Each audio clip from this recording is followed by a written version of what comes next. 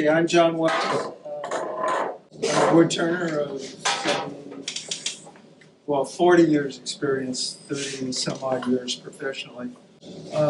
Today we're going to talk about spheres, and I don't really know why I'm doing this demo because these are ones that the other Wells brought, and pretty cool. He actually brought this demo up because he attended one by Christian Burchard at the last AAW symposium, and we'd like to learn. And I had all kinds of pictures of Christian stuff and so on and so forth to show you, but like Kevin said, the laptop is hiding someplace. We'll find it eventually, I hope. So basically what I'm going to be talking about is how to do a free sphere like that. But I'm also going to show you a mathematical way that I used to use quite a lot in my architectural work. So I have here the end of a newel post, like the beginning post on a stairway. Think about it being like this long, which obviously wouldn't fit on this leg. So I'm just going to turn the ball top on here and show you how that goes. It's a way of turning a sphere when you can't. These go on a chuck and you rotate them as you turn it on 3 axes. And you obviously can't do that when it's attached to something. So, this was supposed to be a slide on the PowerPoint, right? Yeah, which camera? Looking down. Oh, there we go. Okay, so this is the layout that I'm going to do, the ball top. Towards the headstock. What? Move towards the headstock. Move towards the... There you go. Good. There we go. Perfect. Right over your head. And what I have up here, you need to lay off 2 different distances. Distance A is the diameter times 0.29275. Calculator helps a lot. And then distance B is the diameter times 1.0767. In the case of a 3.5-inch diameter ball, diameter obviously is 3.5. Distance A is 1.025, and distance B is 0.377. Digital calipers help a lot in figuring out those.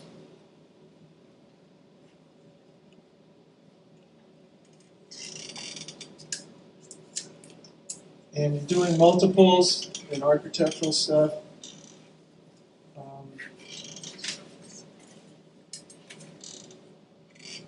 this is the story stick for doing this. These 2 marks right here, or 4 marks, whatever, delineate where the, let's turn it around this way,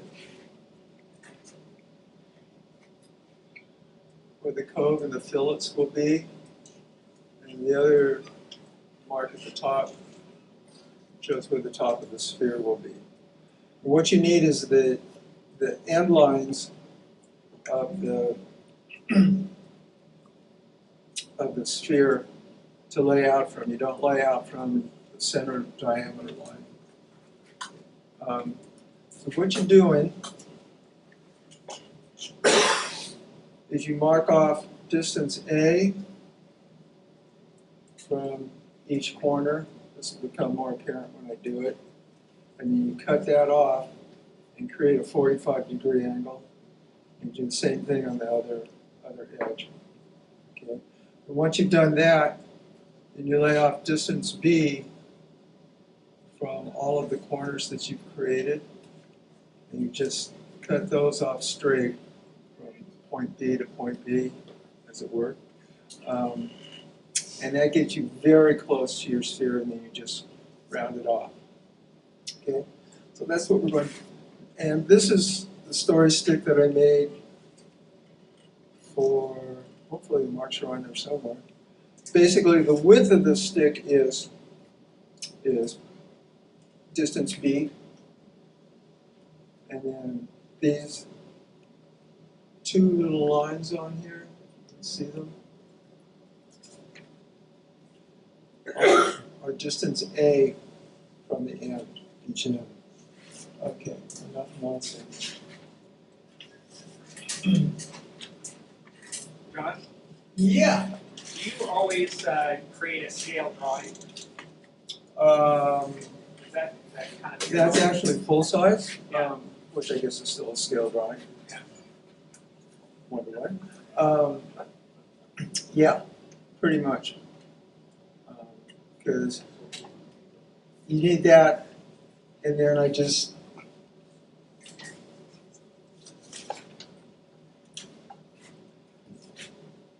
take that, and then I can put my story stick on here and mark off each distance very accurately.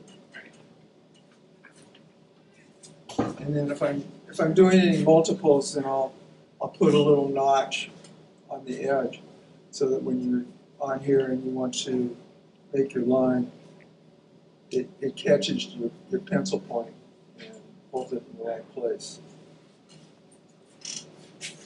If everybody looks at this monitor, you can see his drawings a lot easier. Contrast is better. Much better.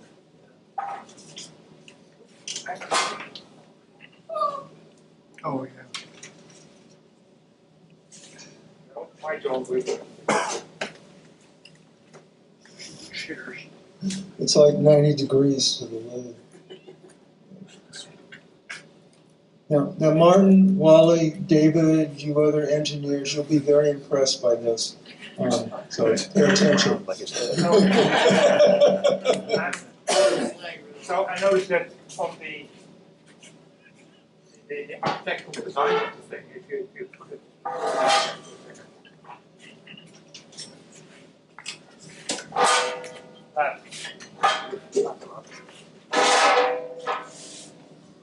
The height of this cylindrical section exactly meets up with the bottom of the sphere.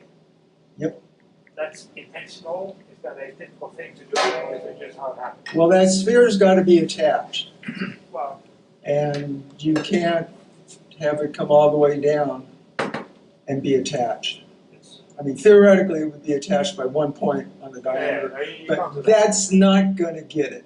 But the height of that cylindrical thing could be anything, that could be much longer It could be. than, but you have exactly tangent to the bottom of the sphere line. Yeah, you have to take that into account when you turn it. I will show you. Hopefully. Okay. What was the other thing I was going? Oh, I had this laying over in the on the table over there. I actually have this chart. I got tired of figuring out the distance and everything, so this chart has the diameter and distance A and distance B for everything from 1 to 1.5 to 2, 2.5, so on down to 10 inches.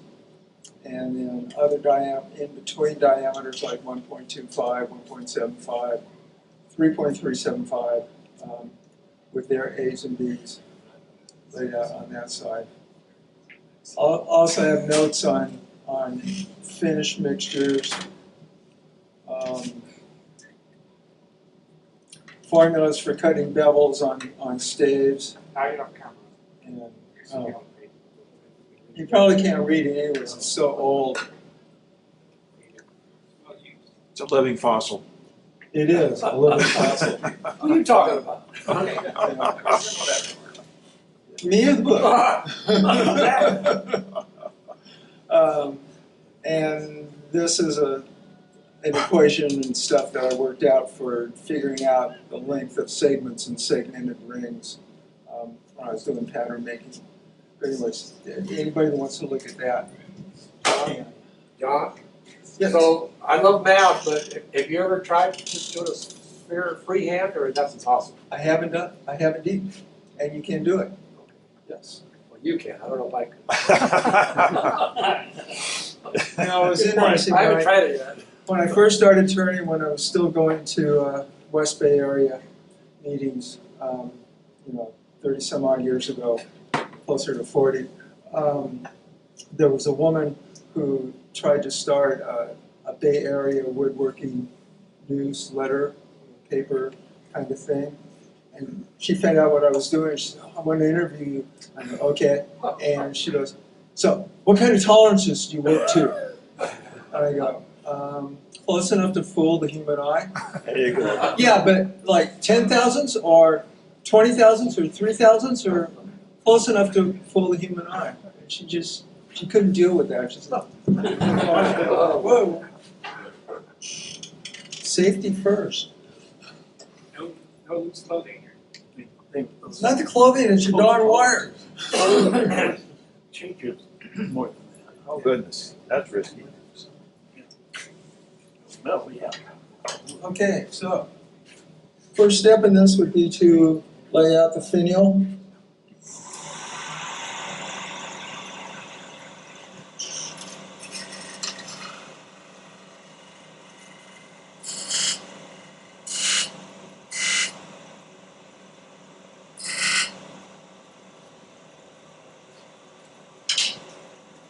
So this waste out here will be a nub that will be left that I would just cut off and carve smooth and sand. I hate this thing.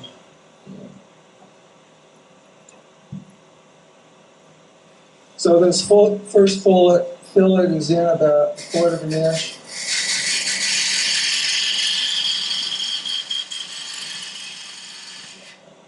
Okay. And then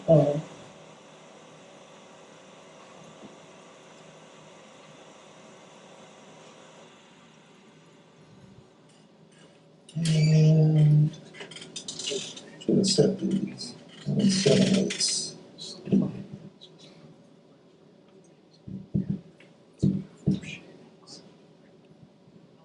I want a shirt like that. I want a shirt like that. It's definitely. You can buy them at the store.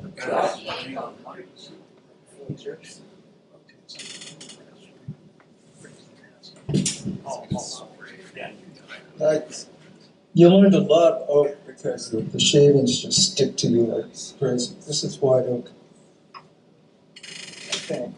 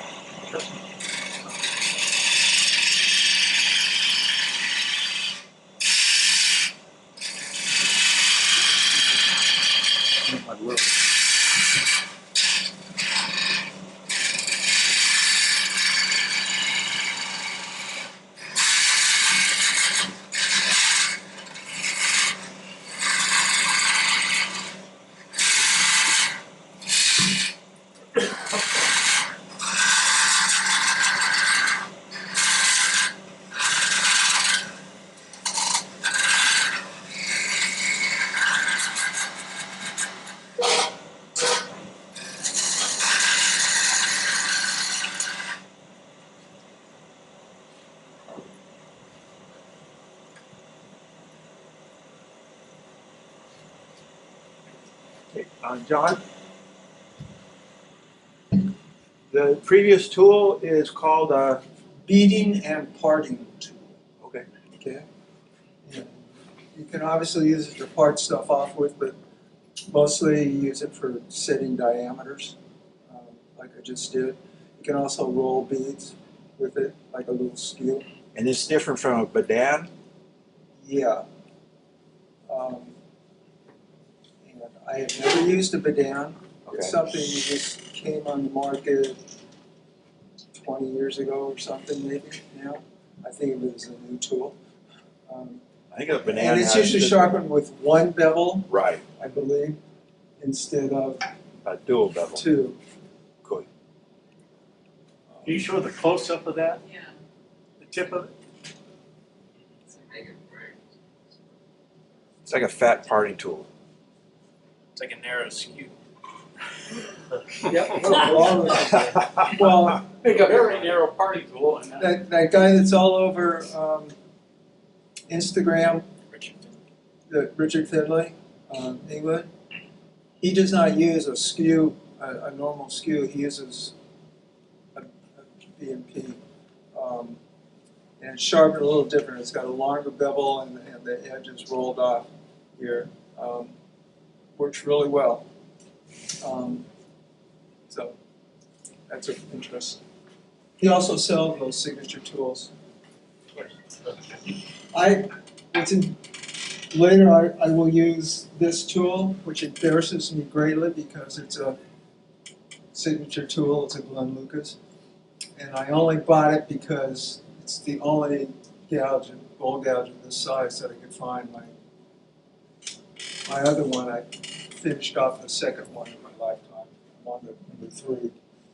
Wow. I always tell students and stuff, don't buy signature tools because you're just paying for the name. They're no different than the regular tools. One other thing I forgot to do.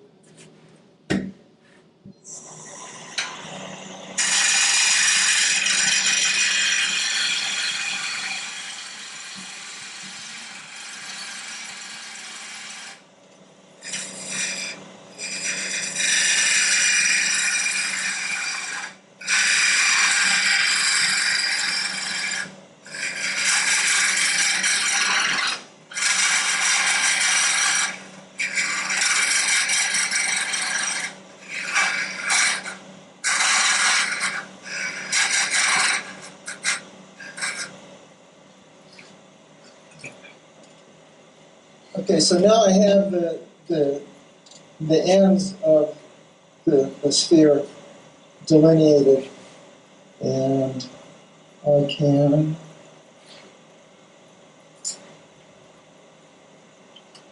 take my wee stick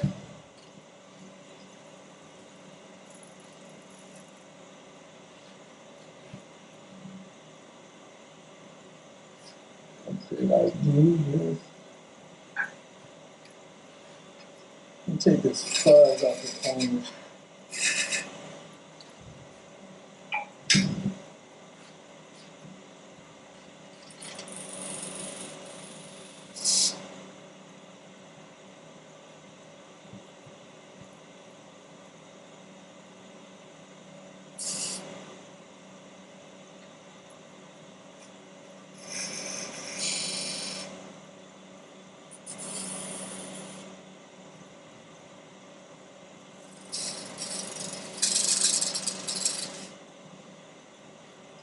Okay, so to Martin's point, I can't lay out the distance down this end because that fillet is in the way.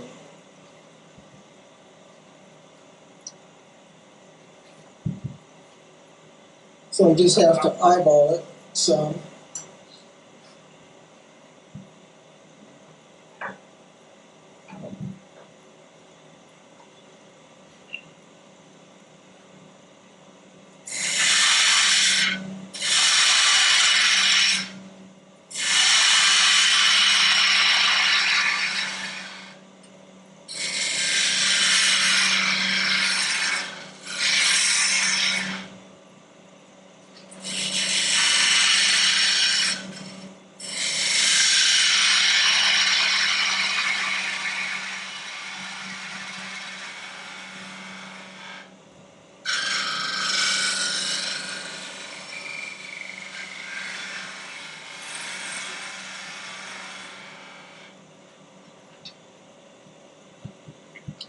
So I made this cute little 45-degree angle gauge here.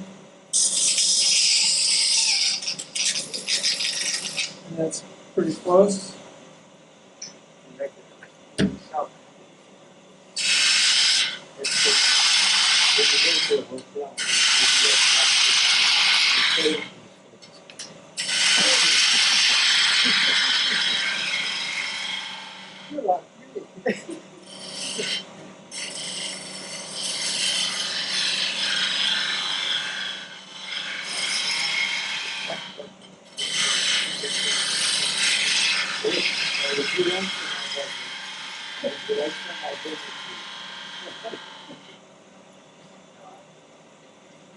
And hopefully this isn't too far off.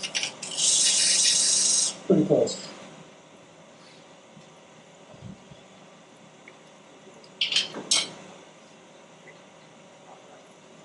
And now we'll just take the end.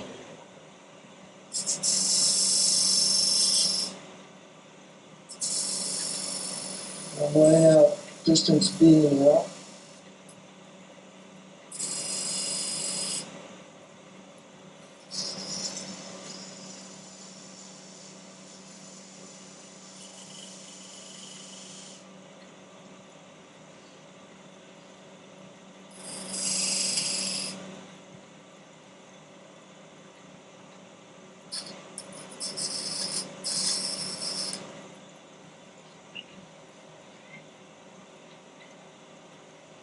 John, what tool are you using there? What? What tool are you using there? This is a spindle gouge, 9/16 spindle gouge.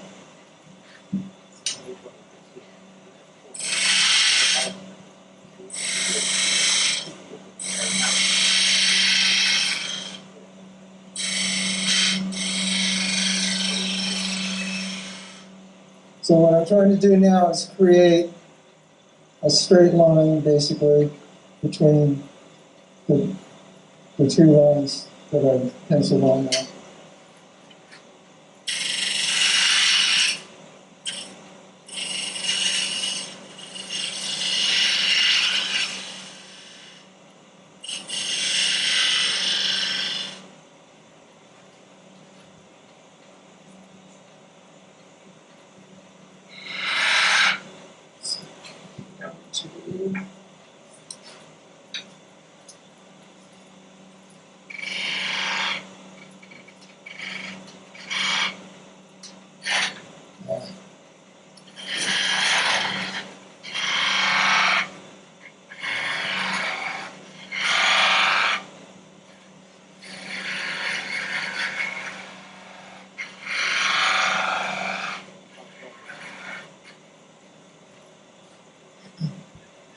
So now I cut that nub down about the distance from that corner that I created, distance B.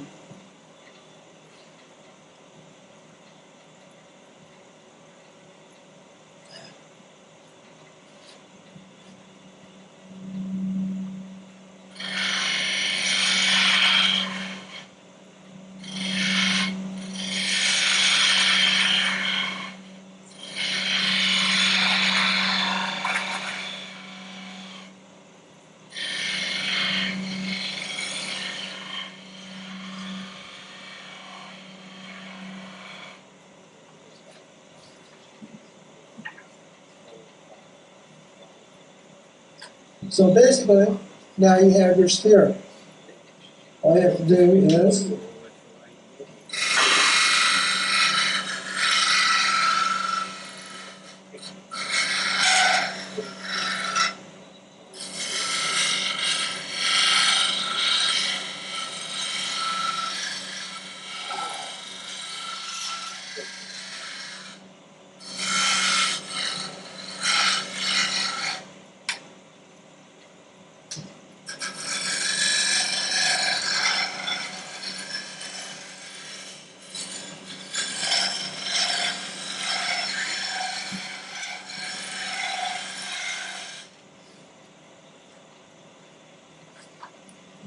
I don't know.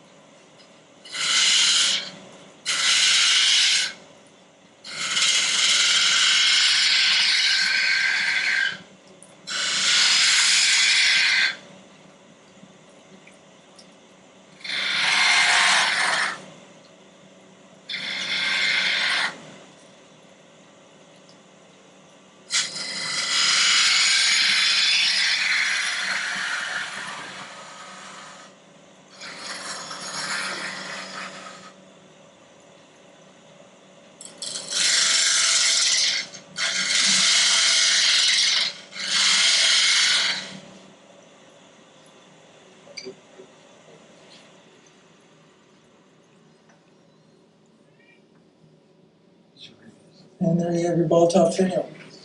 Yeah.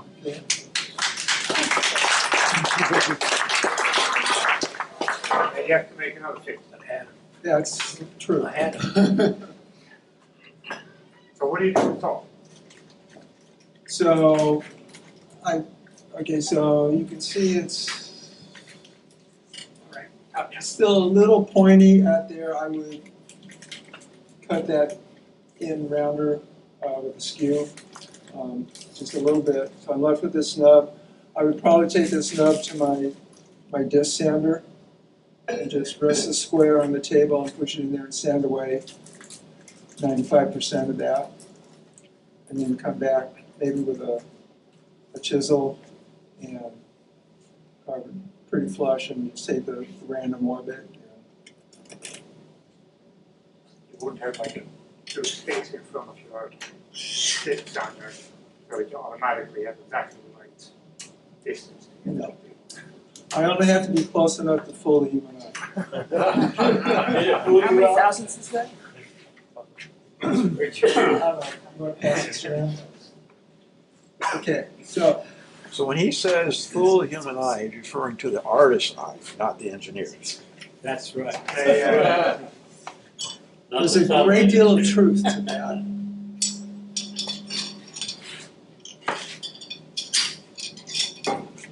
When I teach here at the school, I constantly telling the kids, when you use the knockout bar and take something out, hold what you're taking out. Or it goes on the floor and I have to take it home and sharpen it. On my one-way lathe at home, it's got a screw on the live center, and you can just screw wooden attachments on and stuff. But this machine does not have that.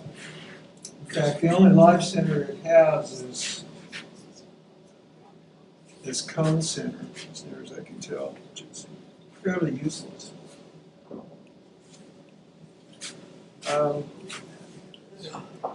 And I think we have a live center on the little lathe that the Englishes have, but I couldn't get hold of them. So this is the live center from my Conover.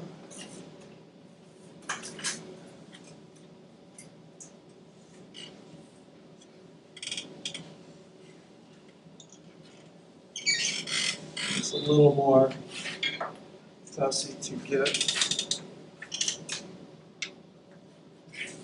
attachment on.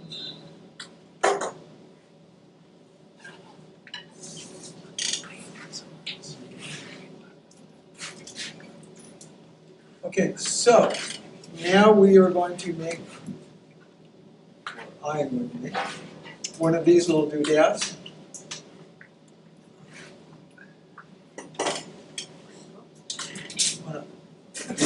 Pass noses around.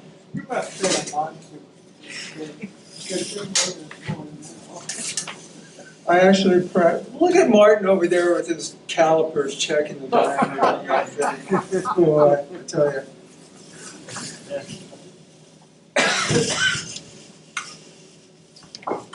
So I'm telling you in honesty, I've only done this 2 or 3 times in my career.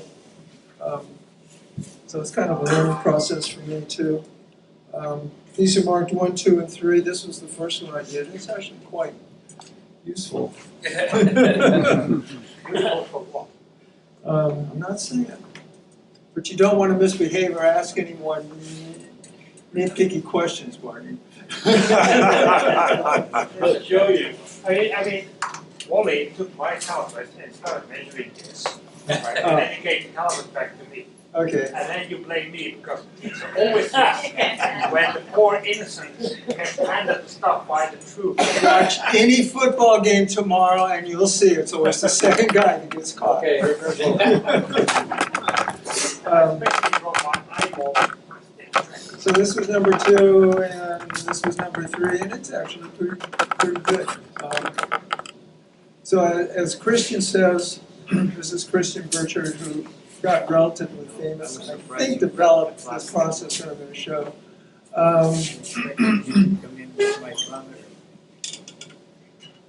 What he does is turn them wet, and then dry them and then return them like a twice-turned bowl. So I did these in wetwood. I hiked all over my property and found a recently down live oak, no, tan oak. And messed with these. Kevin, be careful with my balls. You're gonna turn some things now, so we got a technique program. Interesting number. Hey, John, did they all start off the same diameter? No. The diameter was delineated by the chunks of wood that I got out of the log. Okay, so to do this, you need something like this on your tailstock to put pressure against it, and then you have a cup like this on your headstock to fit it into. And that's really all you use. John? Yeah. Yep. Christian mentioned making that a in-grain bowl to keep it from warping and getting irregular. Is that essential in our climate? It's probably essential in any climate. But that's true if you're going to use it over and over again and stuff. Like he used to do a couple. He says he did 200 or 300 a year. So one thing I liked about my career, I was always doing this, and then I was doing something different, and then doing a 12-foot column, and then some little doorknobs and whatever. I don't know if I could stand to do.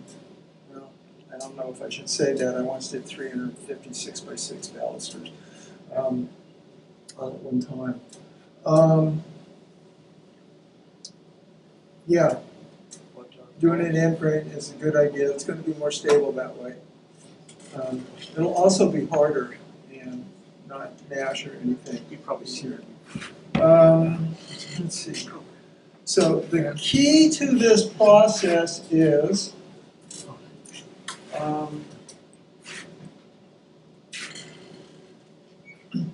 so you're going to hold the sphere in here like this. You want to turn it around. Lay out your diameter, and you want to rotate it 90 degrees and turn again, getting close to that line but not take the line off. So that's your second axis, and then you rotate it 90 degrees. I don't know if I did that right, but you will come to what should have been a slide in our presentation. This is, again, will impress the engineers. But so you turn it the first time and you have this diameter. This is your first diameter. Then you rotate it 90 degrees and you turn it and you get your second diameter. Notice 2 lines for the second diameter. Okay. And then you're going to rotate it 90 degrees more and create your third axis. These 2 lines on the outside show where the number 2 diameter is now. It's going around this way. And now you're going to create your third diameter this way. Okay?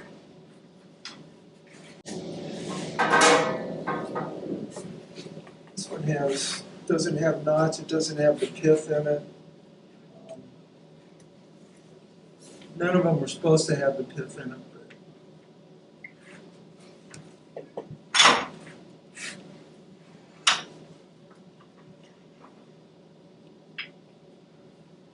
This is greenwood, you said? This is greenwood.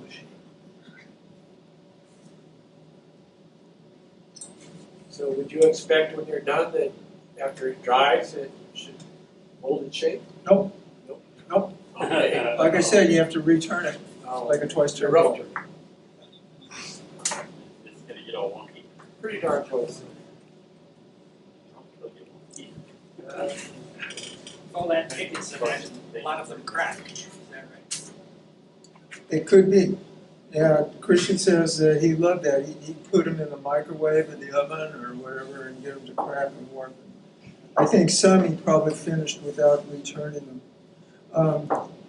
I had a bunch of pictures for my presentation of spheres that he's done. They're really cool with grooves and colored with ink, and some are hollowed.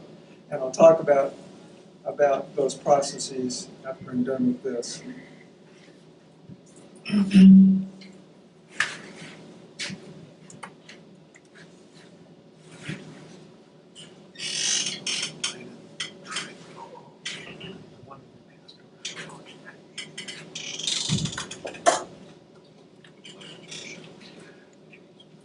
One, sure.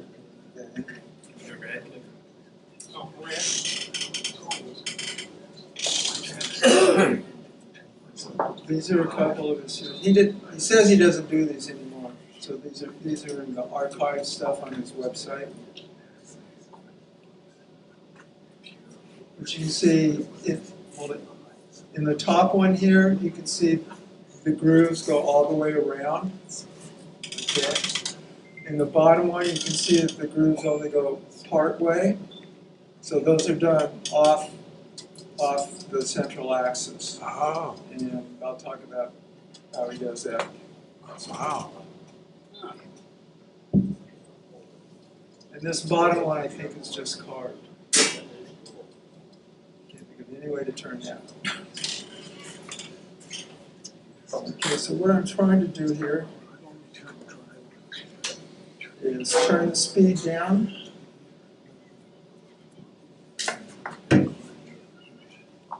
To see what's what. How do you spell Burchard? Burchard, I believe.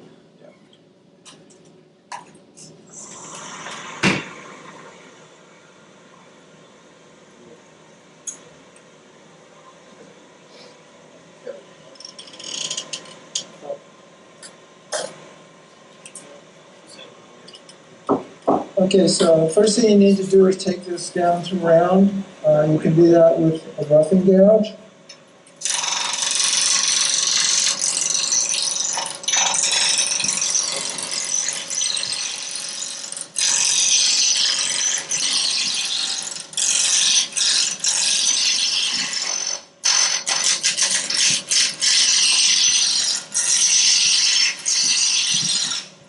Or, if all you bolt turners don't have a roughing gouge, you can do it with your bowl gouge.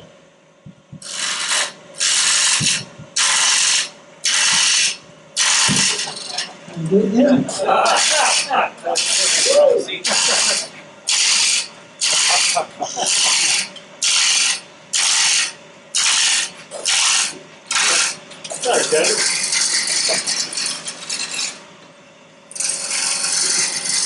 I guess he already showered.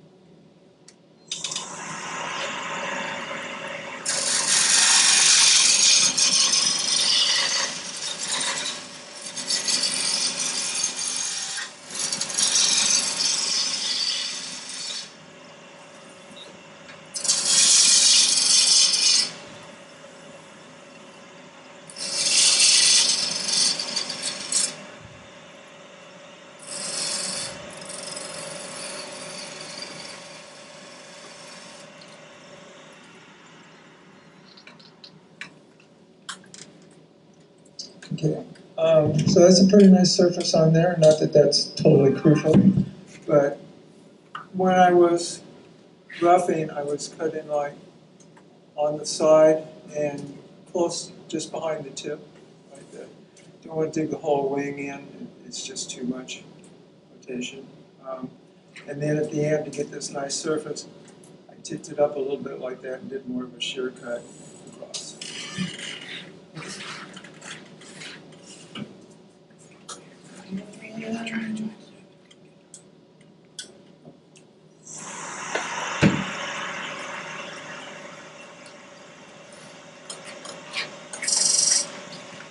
So there's our first diameter.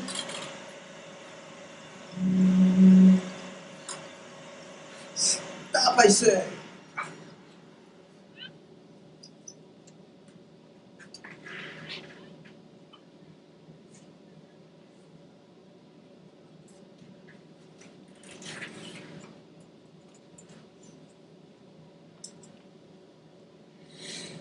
It's just about exactly 3 inches.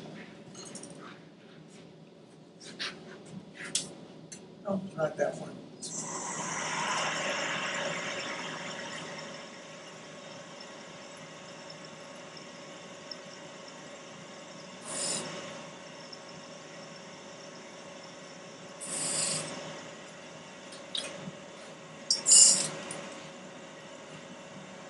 There's the ends of the sphere, as it were, and you can then take this down to do it in folding, or you bowl turners can.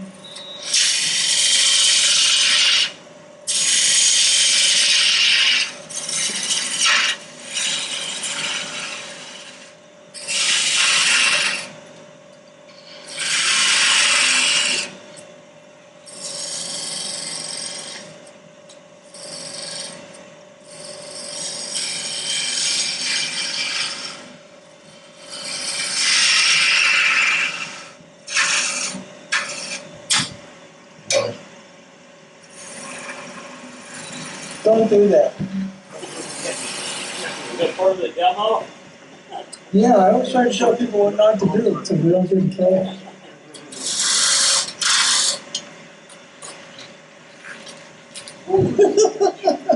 Sorry, Kevin.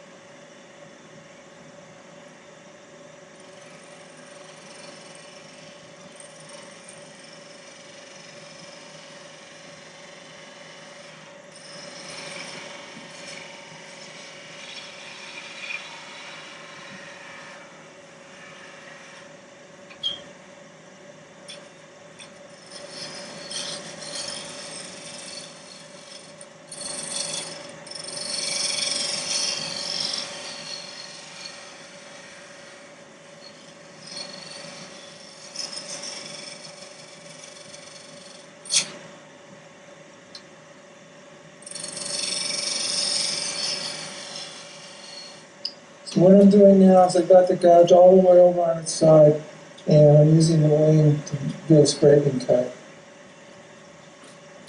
Actually, I'm going to lower this just a little bit.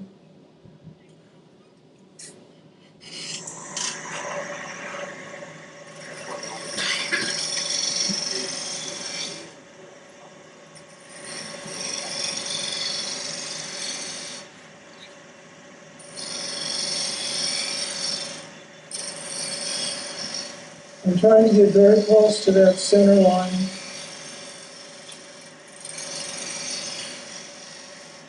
Did not take it.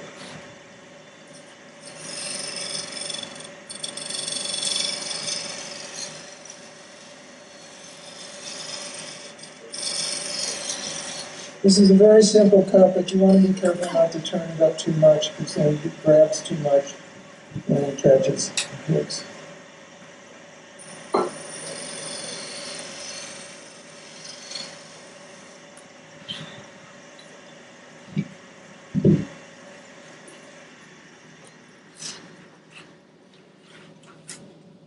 Okay, that's first step.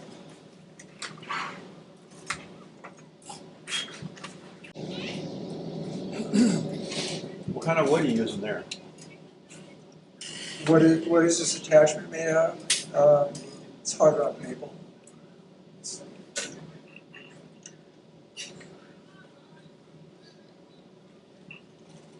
This actually was a cone center that I made decades ago. So I just turned it, the tip away, put a little hollow in it.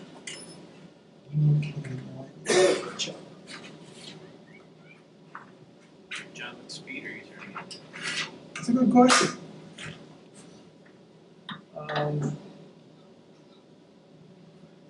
1375. Close enough for you guys. Yep.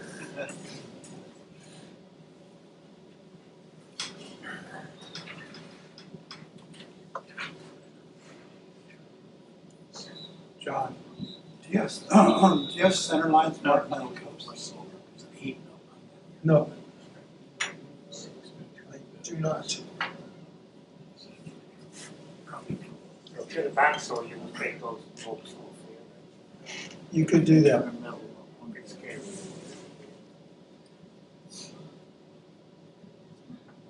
I didn't hear, what did Martin say? You would cut those knobs to a little bit off before you do this, rather than try to hack them off. Right. You could do that, as I said. So now I've rotated 90 degrees. You can see my other center line, which used to go this way. I've rotated 90 degrees. Now it's going this way. And I'm just going to put the ruler up here and kind of sight along the ways. You're making sure that it's lined up with the waves. I'm trying to make sure that it's lined up as much as possible with the ways. Is this how you did those balls?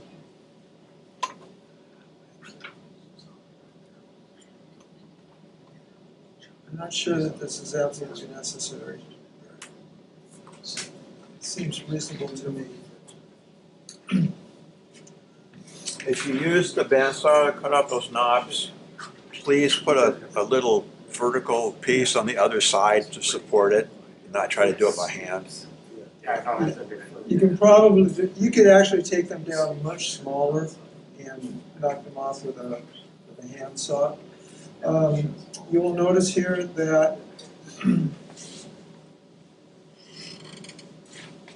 actually you won't because you can't see it, but there's a gap. You know, this cup only meets this here, and here where my fingers are. And there's a gap on the other side. Eventually that will get better, and that's something you want to kind of do your best to balance those gaps on each side. You can see the gap in this camera. Okay, yeah, there's the gap on that side, and there's the gap on the other. Fairly equal. That's all it is. You don't have to be precise, because by keep rotating it and it'll end up perfect. This is true. Whereas my day Or it keeps getting smaller. Yeah. Well, that's why you want to try and make sure that you don't take off those pencil lines.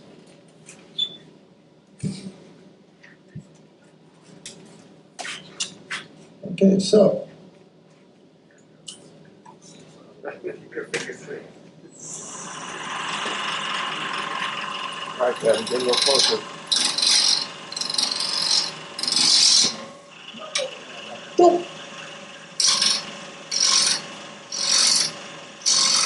Can anybody else smell that? I'm pretty sure there's a black line. Yeah, it's spun in the.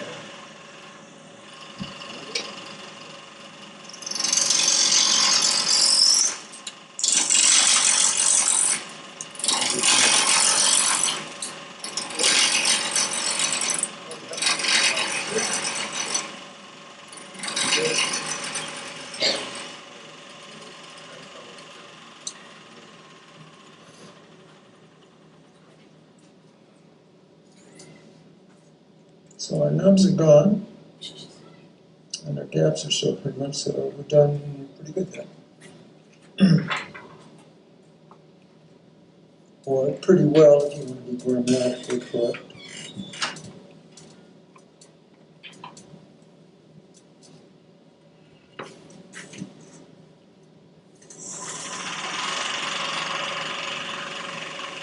So now what you're doing is you're just trying to take off the shadow. Right? If you've done any eccentric turning or multi-axis turning, you know that you can see a shadow where there's not wood all the time. And that's what you're trying to take away here.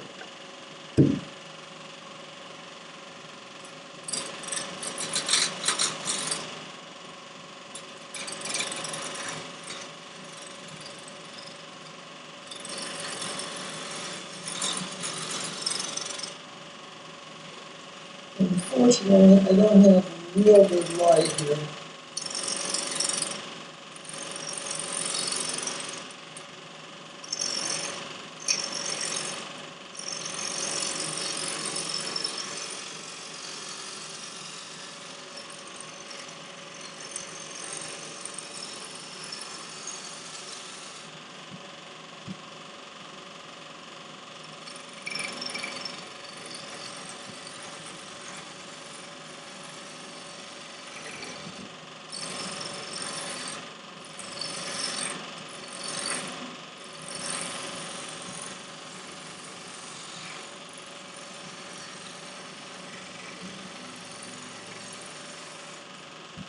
So when you're doing this, you don't want to be pushing into the wood.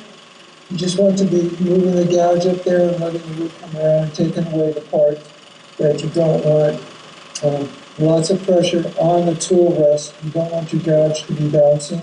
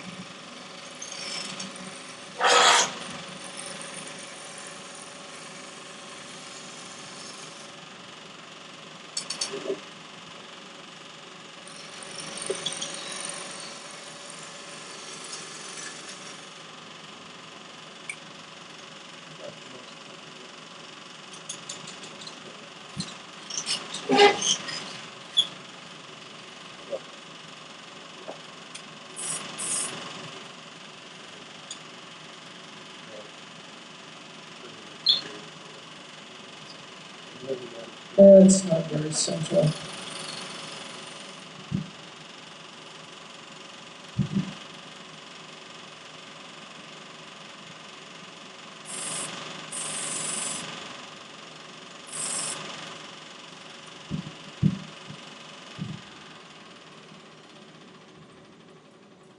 If you have two cups for the same size, that will make it easier to eyeball the shape. Well, what would really make it easier to eyeball the shape would be if I had a lamp here and I could set it so I could see the shadow better. But a good workman would never blame his tools. I'm not blaming his tools, it's unfortunate that it's not here. If it was here, it would work fine, and I would use it expertly. Light is not a tool. The hell it's not. Okay, and looking at this here, I've got a space of about an inch where I'm not up close to diameter 1. So I'm going to go back and take a little more off. I'm going to try and get as close as I can to that line without taking it.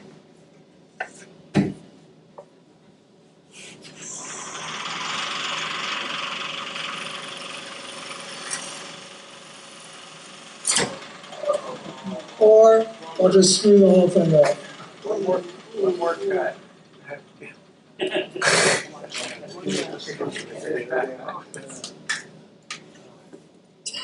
This sounded worse. There's the light. Too late, Kevin. A little late now. Better late than never.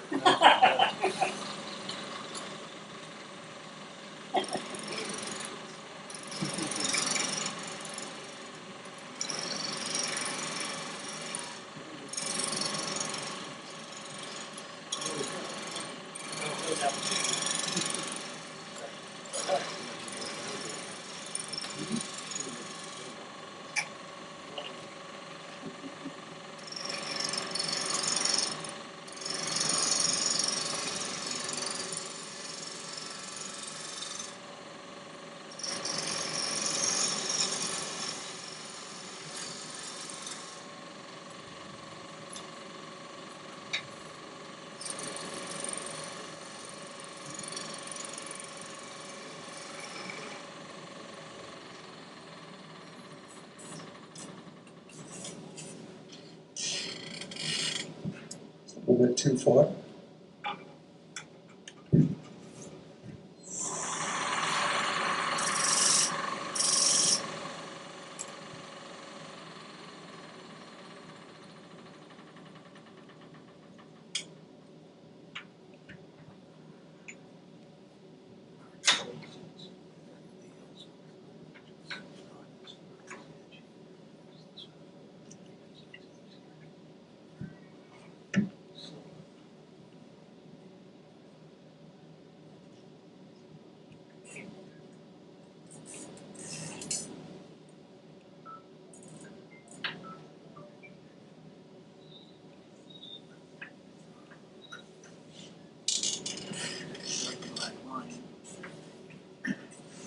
You lining up the double line now with the wings, I am.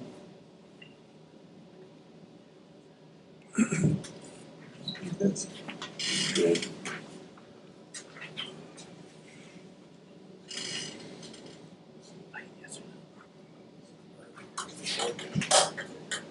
That's how you get those eccentric burn marks, right?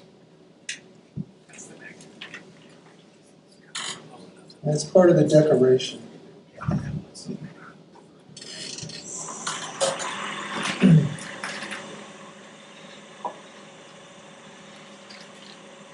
That should have. Oh.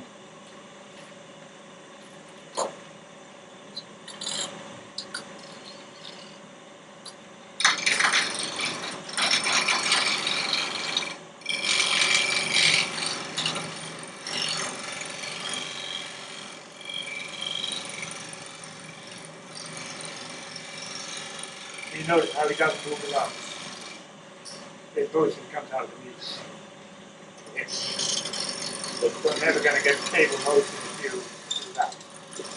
Like a cha-cha. Not the ball. Yeah. That's what I felt like we wanted There's no quick step.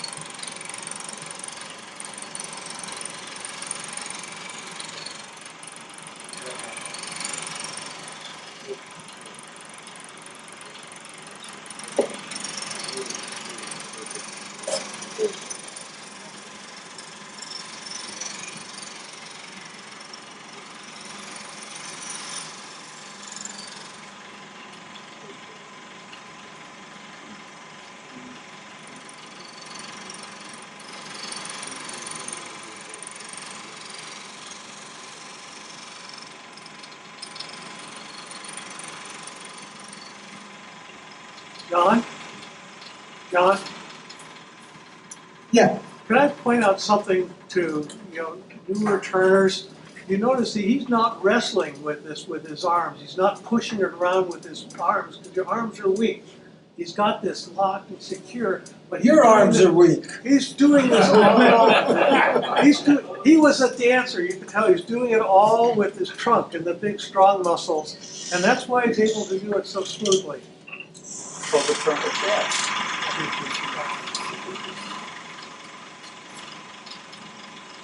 It's a rattling sound.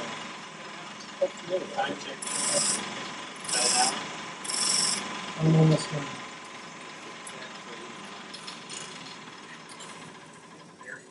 So there's our third diameter. So you can see we basically got a sphere at this point. And you would take it, and I found that going through the centers about twice gets you pretty darn close.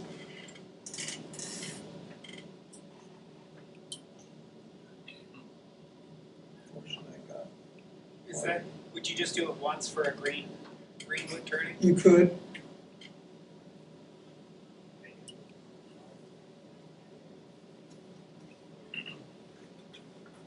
I tend to offset it a little bit when I put the second turn on, exactly the same one. Off a bit here, off a bit there. Yeah. Easy all out. So, I'm not able to get it on perfectly, so it's going to be offset. Yeah.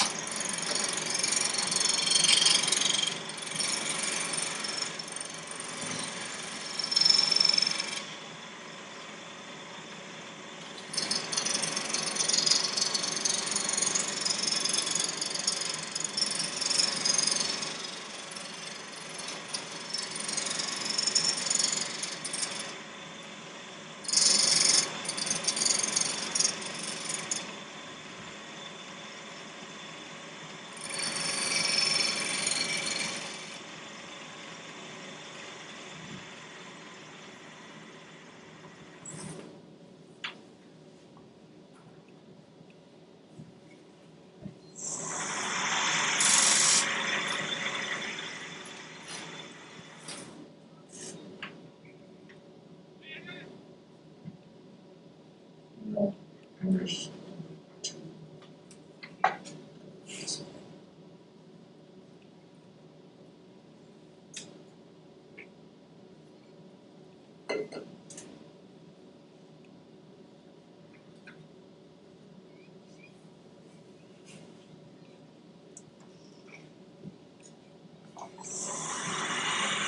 Much better.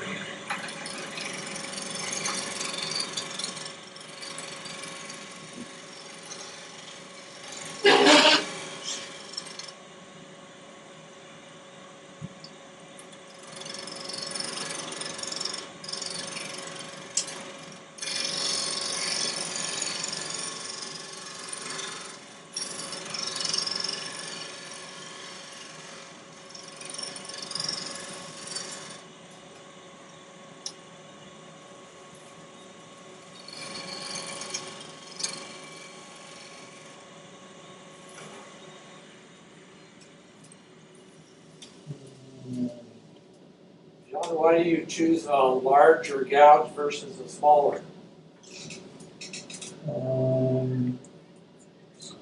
Just cause. That's his favorite. It does everything. I do. I use my big bowl gouge for so much. Yeah, me too.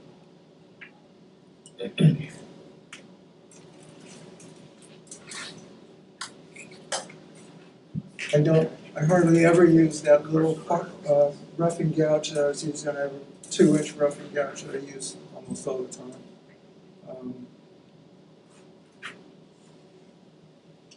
I think the weight is important.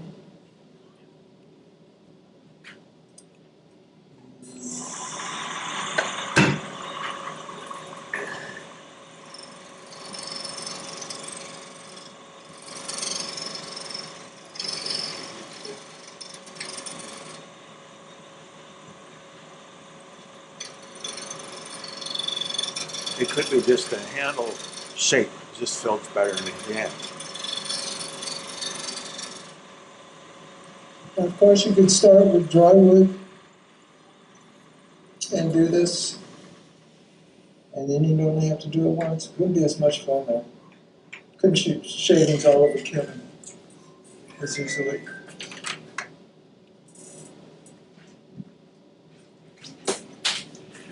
So when you sand that, will you just use sandpaper or will you use your electric drill? According to Christian, to really get a perfect sphere, and so you don't get the hollow in between the early wood and late wood, you want to do it off the lathe by hand. Okay. By hand, like this you're talking about? Like that. Or this is where that Orbital sander?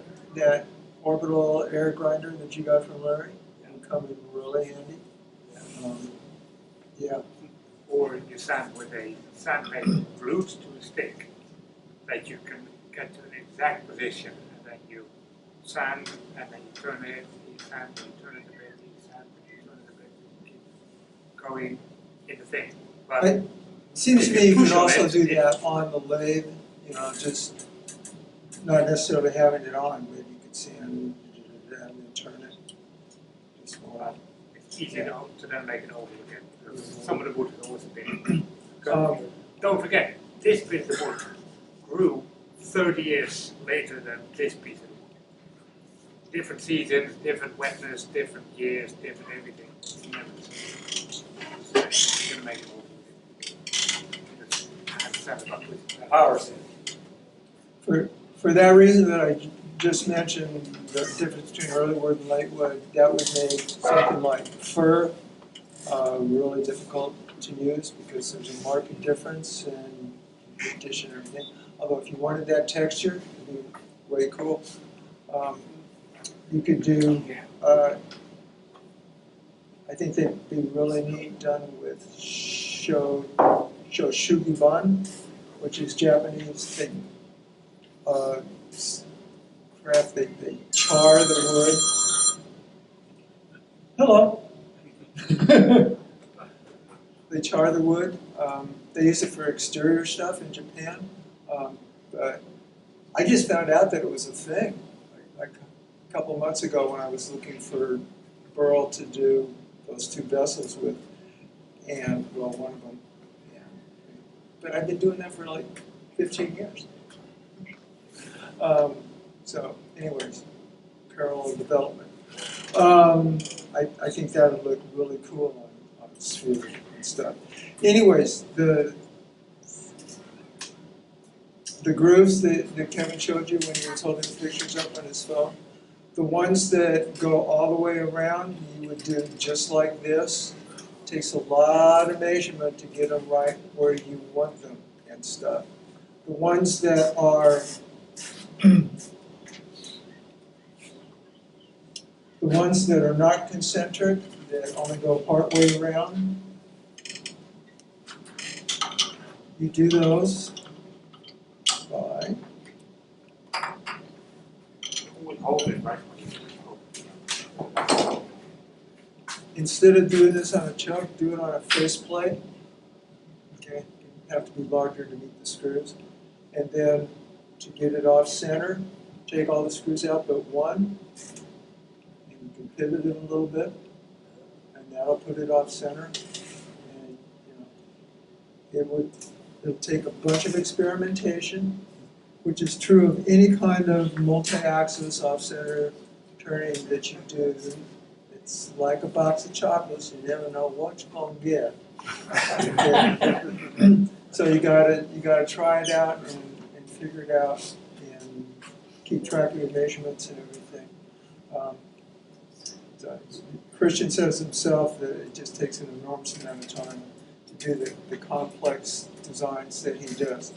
To hollow it, you have to make a jam chuck, which would be a cup like this with having the outside diameter being the same as the diameter of your the major diameter of your sphere. And you want to dish it so that it's not round like the sphere, it wants to be deeper. You only want to contact at the rim here. I did this very well. I demonstrated by making the black line for you.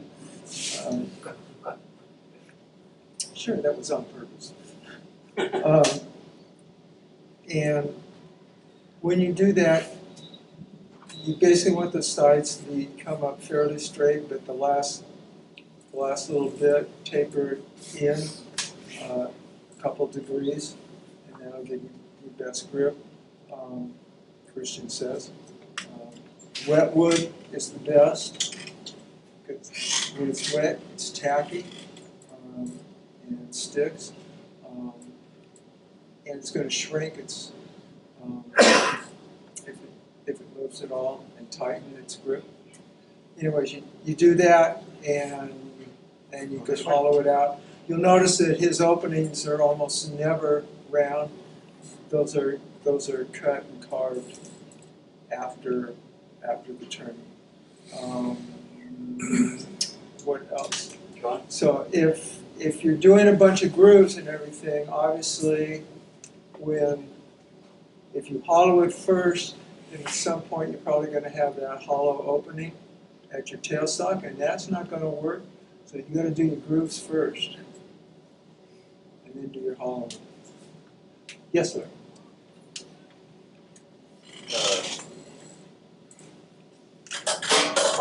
Following, sorry. Just so you know, I'm not losing my mind. I'm dealing with a concussion, so I lose my thoughts in 50 seconds. So sorry. We hadn't noticed any difference. Thank you. Following. So when you make the sphere, would you make it a little bit elongated in the middle so that when you're cutting it and doing the step, put it back together, it will be round? You don't cut it and put it back together Well, how are you going to hollow it out? like you do any other hollow vessel. He uses a Jameson tool like I use. But then you got a hole in one end. Yeah, it's like a hollow vessel with an opening in it. Yeah, but if you don't want the opening, If you don't want the opening, then yeah, you would need to cut it. What I would do is cut it and do the joinery and stuff first, put it back together. Right.